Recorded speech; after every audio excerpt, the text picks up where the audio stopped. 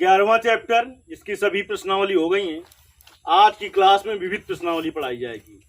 तो विविध प्रश्नावली उसी को अच्छी तरीके से समझ में आएगी जिसने कि पीछे की प्रश्नावलियां पढ़ी है। चलिए देखते हैं विविध प्रश्नावली का पहला सवाल है, कहता है दिखाइए कि मूल बिंदु, दिखाना है कि मूल बिंदु से 2,1,1 को मिलाने वाली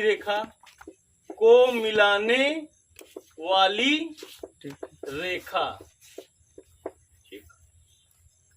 बिंदुओं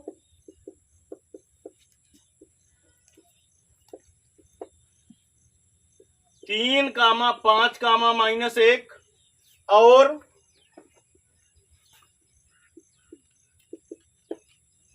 4,3,-1 से निर्धारित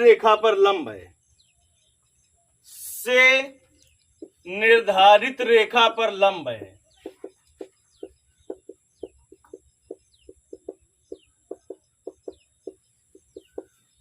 देखिए जिसने पीछे की क्लास अच्छी तरीके से पढ़ी है उसे सवाल बहुत अच्छी तरीके से समझ में आ रहा होगा। मूल बिंदु और इससे जो रेखा जाएगी और इन दोनों बिंदु से जो रेखा जाएगी उन्हें परस्पर लंब सिद्ध करना है। आप किस विधि से सिद्ध कर रहे हैं इससे कुछ मतलब नहीं है। चाहे आप कार्तीय रूप में लंब सिद्ध कर दें, चाहे सदिश रूप में लंब सिद्ध कर दें। तुमने पीछे का अच्छी तरीके से पढ़ा है, तुम्हारे दिमाग में बात आ रही होगी। कार्तीय रूप में लंब कब होता था? जब A1 A2 धन B1 B2 धन C1 C2 का मान 0 आ जाए तो परस्पर लंब होती थी। सदिश रूप में कब लंब होती थी? यदि B1 vector dot B2 vector का मान 0 आ जाए तो परस्पर लंब होते थे। दो में जो तुम्हें जो विधि आए वो लगाइए। चलिए फिलहाल हम दोनों विधियों से बता दे रहे हैं। लग तो ये 3 विधियों से सकता है, लेकिन उसे अनावश्यक बढ़ाने से कुछ फायदा नहीं। 2 विधियों से देख लीजिए। देखिए मूल बिंदु और इस रेखा, ये यहाँ पर तुम्हें पहचान होनी चाहिए कि A1 B1 C1 A2 B2 C2 क्या है। A1 B1 C1 पहली रेखा के दिक अनुपात होते हैं। A2 B2 C2 दूसरी रेखा के दिक अनुपात होते हैं। चैप्टर 10वें और 11वें में हमने पढ़ाया है कि यदि बिंदु दिए हो तो दिक अनुपात कैसे ज्ञात किया जाता है। पढ़ाया है, याद आया किसी को? इतनी याददाश्त है। देख लीजिए, पहले हम कार्तीय रूप से किया दे रहे हैं। देखिए अगर बिंदु पहला हो x1 y1 z1 और दूसरा हो x2 y2 z2, दिक अनुपात होता है x2 माइनस x1 कामा y2 माइनस y1 कामा z2 माइनस z1। अब याद आ गया जी सर। तो पहले इन दो, एक मूल बिंदु है और एक ये बिंदु है, पहले 2 बिंदुओं के दिक अनुपात निकाल लेंगे तो इससे मिल जाएगा हमें A1 B1 C1। बाद वाले जो 2 बिंदु हैं इनके दिक अनुपात निकाल लेंगे, वो हो जाएगा A2 B2 C2। और अगर A1 A2 धन B1 B2 धन C1 C2 का मान 0 आ जाएगा तो परस्पर लंब है, नहीं तो नहीं है। चलिए हल करते हैं पहले हम कार्तीय रूप से और फिर हल कर देंगे हम सदिश रूप से। देखिए बिंदुओं, क्या है बिंदु? 0 मूल बिंदु है ना। हाँ जी। 0 0 0 3 डायमेंशन में होगा जी सर। और 2,1,1 2,1,1 के दिक अनुपात। देखिए ये बेटा क्या है? x1 y1 z1। ये क्या है? x2 y2 z2। तो दिक अनुपात के लिए बता रखा है हमने। 10वें चैप्टर से हम पढ़ रहे हैं सदिश एवं त्रिमितीय ज्यामिति, तो वहां से लेकर यहाँ तक जिसने अच्छी तरीके से समझा है सब कुछ अच्छे से समझ में आएगा। y2 माइनस y1 और फिर z2 माइनस z1। बोलिए बेटा x2 का मान 2, x1 का मान 0, y2 का मान 1, y1 का मान 0, z2 का मान 1, z1 का मान 0। तो 2,1,1 ये हो गया A1 B1 C1 A1 B1 C1।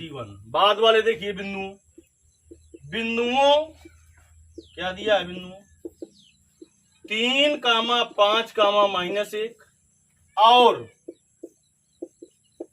4, 3, -1, ये हो जाएगा x1 y1 z1। ये क्या हो जाएगा? x2 y2 x2 y2 z2 के दिक अनुपात, के दिक अनुपात। देखिए बिंदु दिया और दिक अनुपात ज्ञात करने का सूत्र बता दिया है हमने। क्या होता है? x2 -x1, अभी भी भेजे में बात नहीं। y2 y1 y2 y1 z2 z2 z1। x2 का मान 4 -x1 का मान 3 y2 का मान 3 y1 का मान 5 z2 का मान -1 -1 z1 का मान -1 तो 4 -3 1 3 -5 -2 -1 माइनस +0 प्लस, तो क्या आ गया बेटा? 1 -2 0। ये क्या हो गया? A2 B2 C2। अब परस्पर लंब होने का प्रतिबंध देखिए इधर लिख रखा है हमने, ठीक। जी। अगर दिक अनुपात ज्ञात हो तो परस्पर लंब होने के लिए शर्त लगा देनी चाहिए कार्तीय रूप वाली कि परस्पर लंब होने के लिए, परस्पर लंब होने के लिए चाहे की शर्त क्या होती है बेटा? A1 A2 धन B1 B2 धन C1 C2 बराबर 0। 0 अगर आ जाएगा तो लंब है, नहीं आएगा तो नहीं है। चलिए A1 का मान कितना है? 2। A2 का मान 1 धन B1 का मान 1 B2 का मान -2 C1 का मान 1 C2 का मान 0 बराबर 0। 2 गुणते 1 2 प्लस माइनस गुणा -2 धन 0 बराबर 0। इससे कट गया 0 बराबर 0।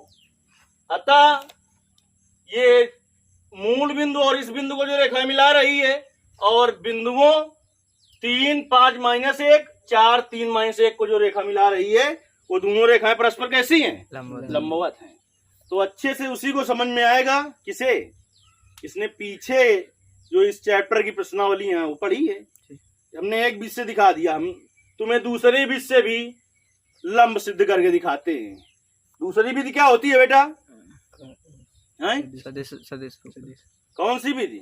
सदिश में परिवर्तित। तो वहां पर B1 वेक्टर और B2 वेक्टर क्या हो जाएगा? B1 वेक्टर और B2 वेक्टर का अदिश गुणन अगर क्या हो जाए? 0। तो रेखाएं कैसी होती है? परस्पर लंबवत होती हैं। चलिए, तो यहाँ पर बात समझने की है कि कैसे परिवर्तित करेंगे। चलिए, बिंदु इतने और इतने को मिलाने वाली एक बात ध्यान आई होगी तुम्हें। ये नहीं कह रहा है कि एक से जा रही दूसरे के समांतर है। दो बिंदुओं को मिलाने वाली रेखा का सदिश समीकरण याद है तुम्हें? क्या होता है? आर वेक्टर बराबर होता है A vector plus lambda B vector minus A vector. होता है कि नहीं होता? जी। तो मूल बिंदु से इसको मिला रही है, मूल बिंदु से मिला रही है। तो देखिए, मूल बिंदु का जो निर्देशांक होगा वो क्या हो गया? A vector. कितना हो गया? 0 i cap plus 0 j cap plus 0 k cap. B vector बराबर क्या हो गया? 2i cap plus j cap plus k cap. दो बिंदुओं को इससे एक चीज और हो जाएगी ना दूसरी भी से, इसलिए हल कर रहे हैं कि कम से कम तुम्हें ये तो पता चले कि दो बिंदुओं से होकर जाने वाली रेखा का समीकरण क्या होता है। बता रखा है पहले ना। एक बिंदु से जाए दूसरे के समांतर हो तो आर वेक्टर बराबर A vector plus lambda B vector होता है, और दो बिंदुओं को मिलाए तो आर वेक्टर बराबर दो बिंदुओं को मिलाने वाली रेखा का कौन सा समीकरण? सदिश समीकरण ज्ञात करना हो तो केवल तुम्हें लंब ही नहीं, यहाँ पर एक चीज और सीखने को मिल रही है कि दो बिंदुओं से जाने वाली रेखा का सदिश समीकरण ज्ञात करना हो तो कैसे ज्ञात करेंगे? आर वेक्टर बराबर A vector plus lambda B vector. तो आर वेक्टर बराबर ए वेक्टर का मान 0 i कैप प्लस सॉरी गलत बी हो वेक्टर गया, माइनस ए कैप दो बिंदुओं को मिलाने वाली रेखा का सदिश समीकरण minus A vector R vector और A vector plus lambda B vector minus. A vector. अरे ये कब पहले जो लिख दिया था वो क्या थी? दो एक समांतर होने हैं। बिंदु वेक्टर ए से जाए और वेक्टर बी के समांतर हो। हो। तो 0 i cap plus 0 j cap plus 0 के k cap plus lambda B vector का मान 2 i cap plus j cap plus k cap minus 0 i cap minus 0 j cap minus 0 के k कैप। तो देखिए r वेक्टर बराबर बेटा क्या हो जाएगा? इसको लिखे चाहे ना लिखे ना लिखे, लिखे चाहे ना लिखे तो क्या बचेगा? केवल लैम्डा और 2i cap 2i cap plus plus j cap plus के कैप k कैप। चाहे तो अपना लिख दे, यहाँ पर क्या होगा? 0 i cap plus 0 j cap plus 0 k cap plus ये हो जाएगा की तुलना तुलना किससे कर दे? r वेक्टर बराबर a1 vector plus lambda b1 vector से करने पर। तो यहाँ से बेटा क्या का मान मिल गया तुम्हें? b1 वेक्टर का मान कितना मिला है? 2i cap plus j cap plus k cap. याद रहेगा b1 वेक्टर का मान कितना निकला है? जी। अब हम क्या करें? बाद वाले इन दो बिंदुओं से जाने वाली रेखा का सदिश समीकरण ज्ञात करनी है। बाद वाले कौन कौन से बिंदु हैं? ये बिंदु और ये बिंदु। तो इसका स्थिति ए वेक्टर हो जाएगा, इसका स्थिति सदिश बी वेक्टर हो जाएगा।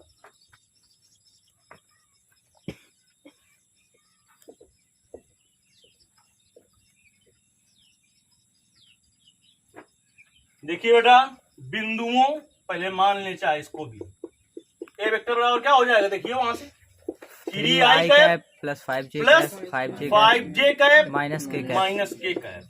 बी वेक्टर बराबर क्या हो जाएगा? 4i 4i cap plus 3j plus 3j cap minus k cap minus k cap minus k cap. दो बिंदुओं को मिलाने वाली रेखा का सदिश समीकरण सवाल तो हो गया था पहले ही, ये हम दूसरी विधि से हल करने जा रहे हैं और ज्यादा से ज्यादा विधियों से इसलिए हल करते हैं जिससे कि तुम्हें दूसरी भी चीज सीखने को मिले। यहाँ से आप क्या सीख रहे हैं? दो बिंदुओं से जाने वाली रेखा का सदिश समीकरण ज्ञात करना भी सीख रहे हैं। आर वेक्टर बराबर ए वेक्टर प्लस लैम्डा और B vector minus A vector. R vector बराबर ए वेक्टर का मान 3i cap plus 5j cap minus k cap plus lambda B vector का मान 4i cap plus 3j cap minus k cap minus A vector का मान 3i cap minus 5 minus अच्छा कहाँ? अभी प्लस होगा plus 5j cap minus k cap. चलिए are vector बराबर 3i cap plus 5j cap minus k cap plus lambda 4i cap plus 3j cap minus k cap. Minus से गुणा कर दे बेटा, तो माइनस का 3i कैप माइनस का 5j cap plus का k कैप। तो देखिए आर वेक्टर बराबर बेटा कितना हो जाएगा? 3i cap plus 5j cap minus k cap plus lambda 4i cap minus 3i cap i cap 3j cap minus 5j cap minus 2j cap minus k cap और plus k cap 0 k cap की तुलना लिखा वो दिखाई पड़ रहा है जी। Are vector बराबर a2 vector plus lambda b2 vector से करने पर देखिए a2 वेक्टर बराबर बेटा कितना आ जाएगा? 3i cap plus 5j cap minus k cap. b2 vector बराबर क्या आ जाएगा? i cap minus 2j cap plus 0 k cap. चाहे 0 वाला लिखे या ना लिखे। अब हमें b1 वेक्टर और b2 वेक्टर का मान मिल गया जी। तो दो सदिशों के लंब होने का प्रतिबंध क्या होता है सदिश रूप में? b1 vector dot b2 vector, यानी b1 वेक्टर और b2 वेक्टर का अदिश गुणा अगर 0 हो जाए तो दो जो समतल हैं या रेखाएं वो परस्पर कैसी होती हैं? लंबवत होती हैं। कैसी होती हैं? लंबवत होती हैं। तो देखिए दो, यहाँ पर क्या कहा है, रेखा का है ना, जी। दो रेखाओं के लंब होने प्रतिबंध, के परस्पर लंब होने का लंब होने का प्रतिबंध, लंब होने का प्रतिबंध, होने का प्रतिबंध प्रतिबंध, सदिश रूप, और वो भी किस रूप में हल कर रहे हैं, सदिश रूप, लिख देते हैं जिससे ज्यादा से ज्यादा तुम्हें तैयार हो जाए। सदिश रूप में, सदिश रूप में क्या, b1 vector dot b2 b2 vector बराबर क्या आ जाएगा, अगर 0 जीरो तो लंबवत होंगे। b1 वेक्टर का मान तुम्हें पता है क्या है, 2i cap plus j cap plus k cap 2i cap plus j cap plus k cap k cap dot b2 vector का मान i cap minus 2j cap कहाँ चला गया, और नीचे हाथ ऊपर i cap minus 2j cap 2j cap plus zero k cap k cap बराबर 0 जीरो। देखिए अदिश गुणा आ गया। अदिश गुणा के लिए मैंने आपको बता रखा है, i i का गुणा i से करा दो, j का j से j से k का k से k से। ऐसा क्यों, वो देख लीजिए। i गुणा ऐसा इसलिए कि अदिश गुणा जो होता है बेटा, उसके गुण क्या होते हैं अदिश गुणन के, कि i dot i cap square होता है, इसका मान 1 होता है। J cap dot j cap square होता है, इसका मान 1 होता है। K cap dot k cap square होता है, इसका मान 1 होता है। आई डॉट जे 0 होता है, जे डॉट के 0 होता है, और के डॉट आई 0 होता है।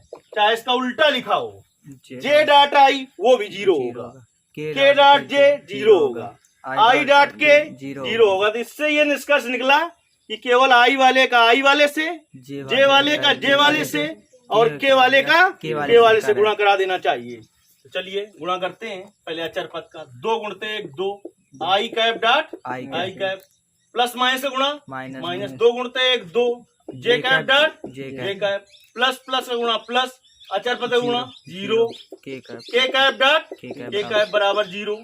तो 2 i cap dot i cap 1 minus 2 j cap dot j cap 1 धन 0 के कैप डॉट के कैप 1 बराबर 0। 2 माइनस 2 प्लस 0 बराबर 0।